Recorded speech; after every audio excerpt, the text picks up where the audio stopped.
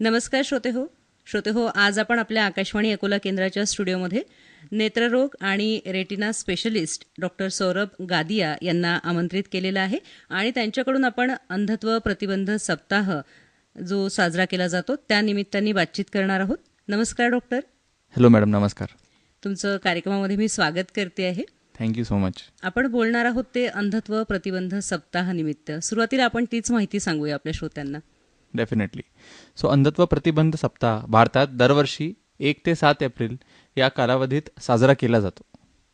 याचा उद्देश काय आहे? समाजात डोळ्यांच्या आरोग्याबद्दल जनजागृती वाढवणे, ऑल्सो अंधत्व टाळता येतो हे लोकांना समजावणे, अँड टाइमली स्क्रीनिंगने अंधत्व आपण प्रिव्हेंट करू शकतो हे लोकांपर्यंत पोहोचवणे, हे याचा उद्देश असतं. आणि लवकर निदान आणि उपचार यावर भर देणे. म्हणजे ॲक्च्युली अंधत्व जे जन्मजात आलेलं असतं ते वेगळं आणि काही कारणांनी नंतर जे येऊ शकतं आपण त्याला प्रिव्हेंट करू शकतो आणि हीच जनजागृती आपल्याला आपल्या लोकांमध्ये करायची आहे. डेफिनेटली. तर सामान्यपणे कुठल्या कुठल्या प्रकारचं अंधत्व येऊ शकतं आणि कुठल्या वयात येऊ शकतं? ओके. सो मुख्य प्रकारचे जे अंधत्वाचे कारण असतात, एक असते जे सगळ्यांना माहिती आहे, ते आहे मोत्याबिंदू म्हणजे कॅटरॅक्ट. ते काय असतं की वयामुळे डोळ्याचं जे लेन्स असतं ते धूसर होऊ लागतं. तर ते आपण ऑपरेशननी एक क्लिअर लेन्स टाकून पेशंट्सना दृष्टी देऊ शकतो. दुसरे कारण जे आहे ते आहे काळा मोतीबिंदू किंवा काचबिंदू, ज्याला आपण सायलेंट थीफ ऑफ विजन म्हणतो. त्याच्यामुळे काय होतं, डोळ्याचा प्रेशर वाढतो आणि डोळ्याची नस जी आहे ती सुकते आणि त्याच्यामुळे इरिव्हर्सिबल ब्लाइंडनेस येतो.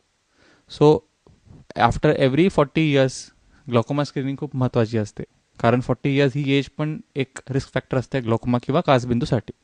त्याच्या व्यतिरिक्त रिफ्रॅक्टिव्ह एरर्स म्हणजे चष्म्याचा दोष, ते पण लहानपणापासून, म्हणजे we have seen doctor Kalyani, माझे जे वाईफ आहे ते पिडियाट्रिक ऑफ्थॅल्मॉलॉजिस्ट आहेत, इव्हन 6 महिन्याच्या मुलाला पण आपण चष्मा देतो हे आम्हाला कळालेलं आहे. कारण रिफ्रॅक्टिव्ह एरर्स हे खूप लहानपणीपासून पण असतं आणि ते टाइमली ट्रीट केलं तर परमनंट विजन लॉस प्रिव्हेंट होते. त्याच्या व्यतिरिक्त रेटिनल डिझीज ही माझी स्पेशालिटी आहे. डायबिटिक पेशंट्समध्ये किंवा हायपरटेन्सिव्ह पेशंट्समध्ये मागच्या पडद्याला किंवा रेटिनाला डॅमेज होतो, ते टाइमली आपण प्रिव्हेंट स्क्रीनिंग करून त्याला प्रिव्हेंट करू शकतो आणि ट्रीट करू शकतो. आणि काही गोष्टी जे आहे ते नाईट ब्लाइंडनेस म्हणजे विटॅमिन डेफिशियन्सीमुळे पण अंधत्व येऊ शकतो. श्रोते हो, आपण प्रकार बघितलेत, लक्षात आलाय आपल्या, पण हे जे काही कुठल्या प्रकारचं अंधत्व याला बऱ्यापैकी आपण प्रतिबंध घालू शकतो आणि त्याच्यासाठी आजची आपली ही मुलाखत आहे. कारणं पण आपण सांगितलीत सोबतच की कुठल्या कारणांनी हे अंधत्व येत आहे, काय काळजी घेऊ शकतो आपण, काय नेमकं करायला पाहिजे की ज्याच्यामुळे आपण मोतीबिंदू असेल, मोतीबिंदू तर वयानुसार येणारा आहे, पण त्याच्यावरती पण काय उपचार आहेत आणि इतरही जे अंधत्व आहे त्याच्या संबंधी पण आपण सांगूया. Right. So I would like to start from age wise, म्हणजे स्टार्टिंग फ्रॉम लहानपणापासून. जे प्रीमॅच्युअर बेबीज असतात, जे नॉर्मल टाईमच्या अगोदर जन्म झालेले असतात ज्या बेबीज, त्यांच्यामध्ये पण रेटिनोपॅथी ऑफ प्रीमॅच्युरिटी होऊ शकते. म्हणून इवन प्रीमॅच्युअर बेबीजनी रेटिना स्क्रीनिंग करायला पाहिजे एक रेटिना स्पेशलिस्टच्या जवळ. त्याच्या व्यतिरिक्त स्कूल स्क्रीनिंग आम्ही करतो, कारण स्कूलमध्ये पण लहान मुलांना बोर्डवर वगैरे दिसत नाही, तेव्हा ते डोळे स्क्वीज करून बोर्ड बघतात. तर हे जे सायन्स आहे हे क्लास टीचरने पिक करून, पेरेंट्सने पिक करून ऑफ्थॅल्मॉलॉजिस्टकडे आपल्या बच्चूंना दाखवायला पाहिजे. त्याच्या व्यतिरिक्त नियमित नेत्र तपासणी हे सगळ्यात इम्पॉर्टंट गोष्ट आहे की एव्हरी 6 मंथ्स, पर्टिक्युलरली 40च्या नंतर आपण आपला आय टेस्ट करायलाच पाहिजे, कारण कॅटरॅक्ट, ग्लॉकोमा हे सगळे रिस्क 40 नंतर वाढतं. त्याच्या व्यतिरिक्त ज्या पेशंट्सना मधुमेह व रक्तदाबचा प्रॉब्लेम आहे, डायबिटीज आणि हायपरटेन्शन, त्यांनी आपलं रेटिना एक्झामिनेशन एव्हरी 6 मंथ्स करायला पाहिजे, कारण मागच्या पडद्याला त्याच्याने डॅमेज होतो आणि ते जितक्या लवकर आपण पिक केलं त्याला आपण इंजेक्शन्स, लेझरनी ट्रीट करू शकतो. आणि हे खूप महत्त्वाचं आहे, पर्टिक्युलरली आफ्टर कोविड. जे स्क्रीन टाईम जे वाढलेलं आहे ते खूप इश्यूज आहे, त्याच्यामुळे लहान मुलांमध्ये चष्म्याचा दोष खूप वाढलेला आहे. एक रूल असतो 20-20-20चा रूल, म्हणजे after every 20 minutes of screen time you should take rest of 20 seconds or watch 20 feet away. हे 20-20-20चं रूल नेहमी लक्षात ठेवायचं. त्याच्यामुळे चष्म्याचा नंबर जे आहे ते प्रिव्हेंट होऊ शकतं, प्लस डोळ्यावरती स्ट्रेन कमी होतो. आणि चांगला आहार घेणे हे खूप महत्त्वाचं आहे, म्हणजे पर्टिक्युलरली जे आपण म्हणतो की गाजर, पालक हे महत्त्वाचं आहे. सो ऑब्व्हियसली ते रिव्हर्स तर नाही करू शकत, पण डेफिनेटली गोष्टींना प्रिव्हेंट करू शकतात. तर विटॅमिन रिच फूड्स जसे पालेभाज्या असतात, कॅरेट्स असतात, anything orange is very good.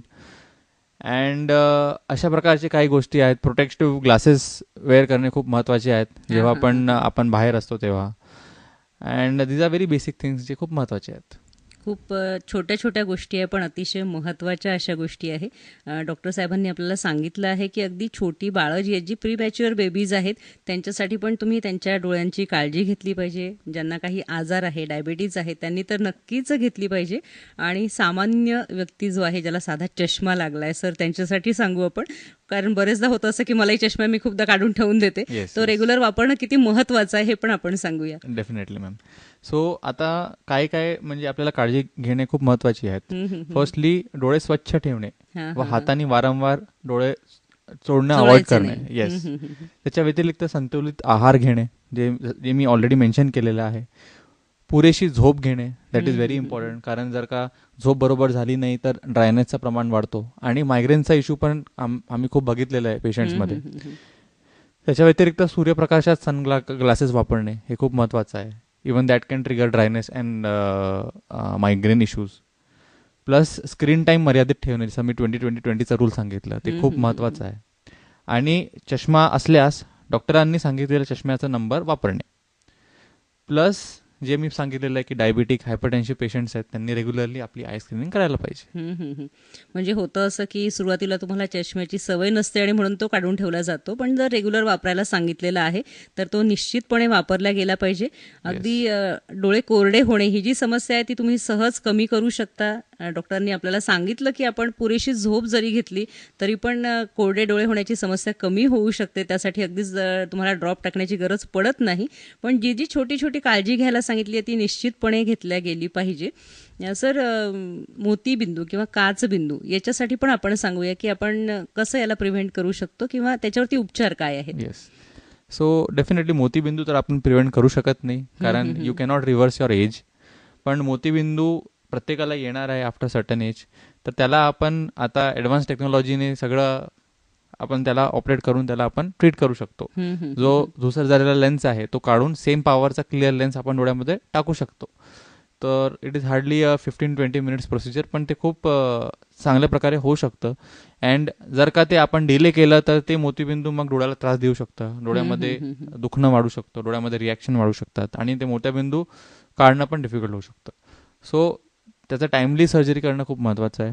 त्याच्या व्यतिरिक्त काचबिंदू, ॲज आय सेड, काचबिंदू is a silent thing of vision and त्याच्यानी इरिव्हर्सिबल विजन लॉस होतो. तर काचबिंदूसाठी after 40 years of age timely screening of eye pressure, डोळ्याचा प्रेशरचं स्क्रीनिंग करायला पाहिजे, डोळ्याच्या नसची स्क्रीनिंग करायला पाहिजे.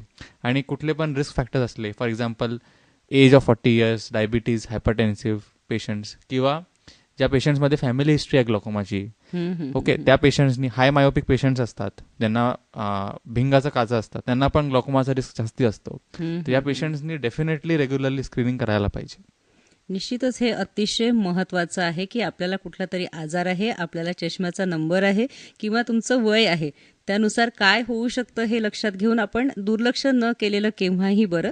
मोतीबिंदूचं सरांनी सांगितलं आहे की मोतीबिंदू जो आहे तो तुम्हाला वेळेत उपचार घेतला तर तुमची दृष्टी चांगली राहू शकते, आणि काचबिंदू जो आहे तर तुम्हाला ती दृष्टी आहे तशी पुन्हा परत आणता येत नाही, ती आहे तिथे थांबवता येऊ शकते.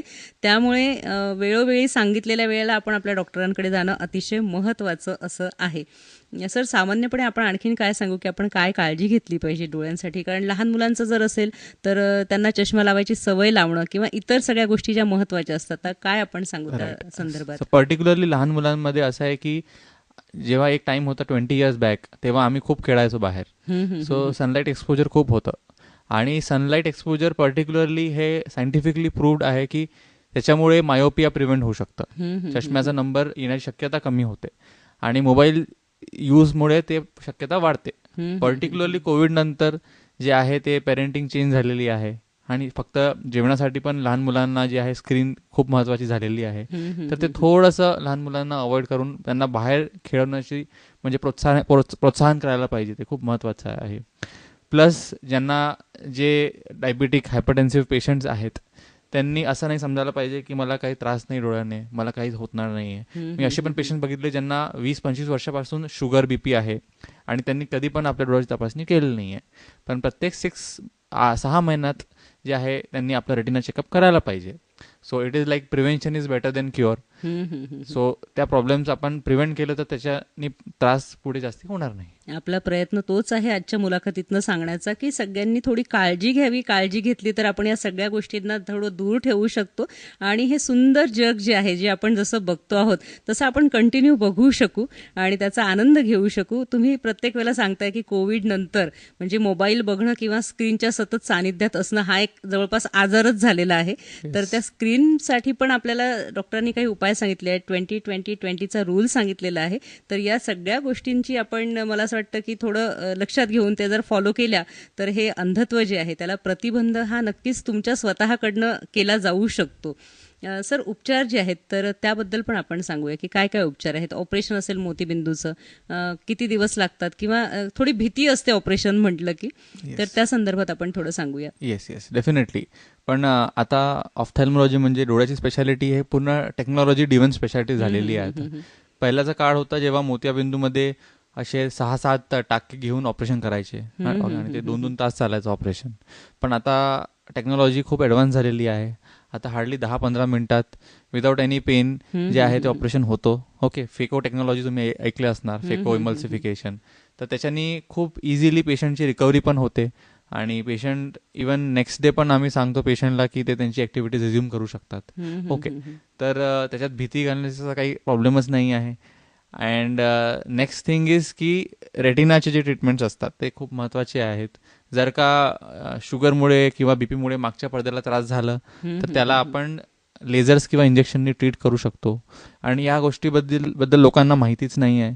तर तेच मला सगळ्यांना हे सांगायचं आहे की तुम्हाला जर का डायबिटीस किंवा हायपरटेन्शन असेल आणि तुम्ही कधी आजपर्यंत डोळ्याच्या डॉक्टरला दाखवलं नसणार तर please please please visit your retina specialist. हे खूप महत्त्वाचं आहे आणि त्याच्याने तुमची दृष्टी लॉंग टर्म चांगली राहू शकते.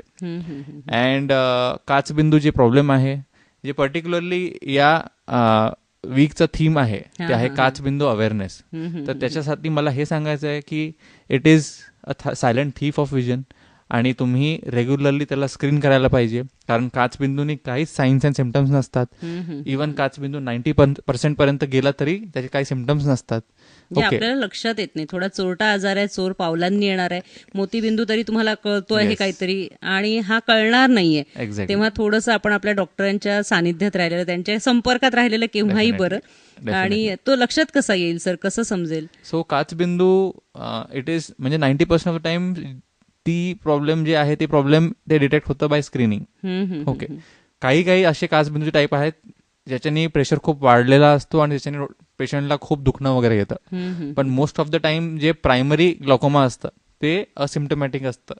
असिम्टमॅटिक हे मोस्ट कॉमन सिम्टम आहे. म्हणजे तुमचे डॉक्टर्सच तुम्हाला फक्त सांगू शकतात की तुमच्या नसेवरचा ताण वाढलेला आहे आणि तुम्हाला असा असा आजार होऊ शकतो. त्यामुळे आपण सांगितलेल्या वेळेमध्ये आपले डोळे चेक करणं आणि सांगितलेले सगळे नियम पाळणं हे अतिशय महत्वाचं आहे. येस. सर, आपण आणखीन काय सांगू? अजून एक गोष्ट मला ऍड करायची काचबिंदू म्हणजे की काचबिंदूसाठी 2-3 टेस्ट असतात. ते जर का एस्टॅब्लिश झाले की काचबिंदू प्रॉब्लेम हे सुरू झालेला आहे आपण कन्फर्म करू शकतो. आणि त्याच्यानंतर आपल्याला ड्रॉप्स वगैरे सुरू करावे लागतात. जे ड्रॉप्स जे आहे ते आपल्याला लाईफ लॉंग घ्यावे लागतात. कधी काचबिंदू जे आहे ते ड्रॉप्सनी पण ठीक होत नाही. तर ते आपल्याला सर्जरी करून त्याला आपल्याला डोळ्याचं प्रेशर मेंटेन ठेवावं लागतं. तर हे काही काचबिंदूबद्दल स्पेसिफिक गोष्टी होते जे मला सांगायचे होते. म्हणजे एक गफलत होऊ शकते की डॉक्टरांनी जरी आपल्याला सांगितलं असेल की तुम्हाला काचबिंदू होऊ शकतो आणि आपल्याला असं वाटतं की मला काहीच नाही दुखत आहे, काही होत नाहीये. आणि सरांनी आत्ताच सांगितलंय की हा चोर पावलांनी येणारा आजार आहे, तुम्हाला काहीही लक्षणं दिसणार नाहीयेत. त्यामुळे आपल्या डॉक्टरांनी सांगितलं तर आपण थोडंसं ते सिरियसली ऐकून त्याच्यावरती उपाययोजना केली पाहिजे. तेव्हाच आपण काचबिंदूला प्रतिबंध करू शकणार आहोत. सर, आपण आणखीन काय सांगू आणि जाता आता काय संदेश देऊ? मला सगळ्यांना हे संदेश आहे की अंधत्व टाळा आणि वेळेवर तपासणी करा. आपली दृष्टी अमूल्य आहे, तिची काळजी घेणे हे आपली रिस्पॉन्सिबिलिटी आहे. कारण दृष्टी आहे तर जीवन आहे. Thank you so much. दृष्टी असेल तर आपण त्या सौंदर्याचा आनंद घेणार आहोत. सर, आज आपण आकाशवाणी अकोला केंद्राच्या स्टुडिओमध्ये आलात आणि अंधत्व प्रतिबंध सप्ताहानिमित्त आज अंधत्व कुठल्या गोष्टींनी येऊ शकतं, त्याची काय कारणं आहेत, लक्षणं काय आहेत आणि आपण काय उपचार घेतले पाहिजेत या संदर्भात खूप सोप्या भाषेमध्ये माहिती दिली. त्यासाठी आकाशवाणी अकोला केंद्रातर्फे मी आपले आभार मानते आहे. धन्यवाद. Thank you so much. Thank you for this opportunity.